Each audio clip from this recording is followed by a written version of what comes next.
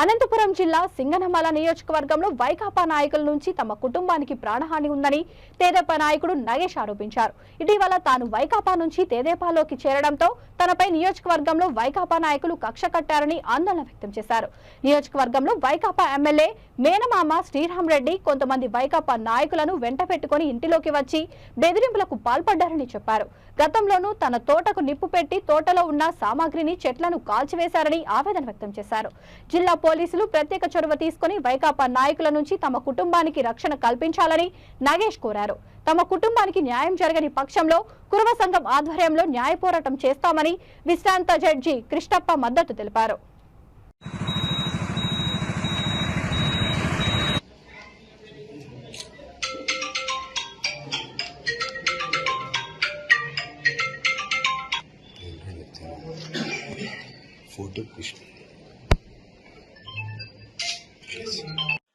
నేను వైఎస్ఆర్ కాంగ్రెస్ పార్టీ ఆవిర్భావం నుంచి వైఎస్ఆర్ కాంగ్రెస్ పార్టీలో పనిచేసినాము. వైఎస్ఆర్ కాంగ్రెస్ పార్టీలో కేవలం బీసీలని రాజకీయంగా పదవులకి పరిమితం చేస్తున్నారు, బీసీలని అనగదొక్కుతున్నారు, బీసీలని ఏ రకంగా అయితే ఇబ్బందులు పెడుతున్నారో నేను అన్ని గమనించిన. నన్ను భారీ ఇబ్బందులకు గురి చేసినారు. నేను అన్ని తెలుసుకొని వద్దు, ఈ పార్టీలో బీసీలకు న్యాయం జరగదు, ఎస్సీ ఎస్టీ బీసీలకు న్యాయం జరగదు అంటే నేను చంద్రబాబు నాయుడు సార్ ఆధ్వర్యంలో మరి తెలుగుదేశం పార్టీలో కూడా చేరడం జరిగింది. మరి అదేవిధంగా కొద్ది రోజుల కిందట మా తోటకి నిప్పు అంటించి మా తోటలో దాదాపు పీవీసీ పైపులు, సర్వకట్లు, డ్రిప్ ఇరిగేషన్వి మొత్తం 3-4 లక్షల మెటీరియల్ నష్టపరిహారం చేయడం కూడా జరిగింది.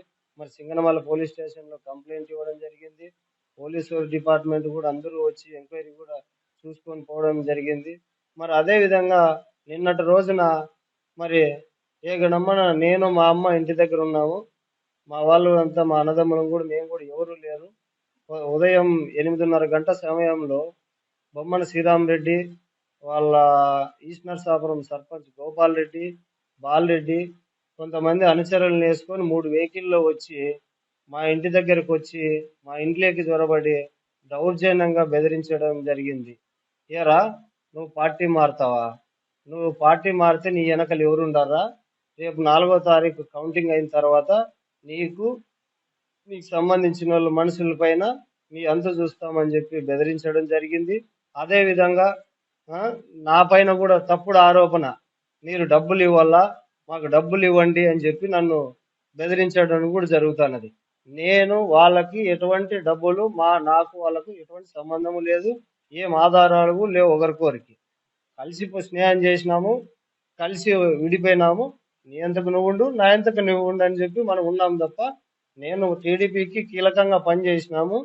వైఎస్ఆర్ కాంగ్రెస్ పార్టీకి ఆడ వెస్ట్ నర్సాపురం పంచాయతీలో ఓటు శాతం తగ్గిపోయింది కాబట్టి వాళ్ళు నా పైన కక్ష కట్టి తెలుగుదేశం పార్టీకి ప్రజలందరూ కూడా ఆకర్షితులై ఓట్లు వేసినారనే ఉద్దేశంతోనే ఈరోజు ఉద్దేశపూర్వకంగా నా ఇంటిపైకి వచ్చి దాడి చేయడం జరిగింది. మరి మీడియా మిత్రులందరికీ కూడా, పోలీస్ డిపార్ట్మెంట్ అందరికీ కూడా నేను ఒకటే కోరుకుంటున్నాను. ఎందుకంటే నా పైన గత 1.5 సంవత్సరం నుంచి శ్రీరామ్ రెడ్డి గారు నా పైన కక్ష కట్టినాడు కాబట్టి నాకు నా కుటుంబ సభ్యులందరికీ కూడా ప్రాణహాని ఉంది.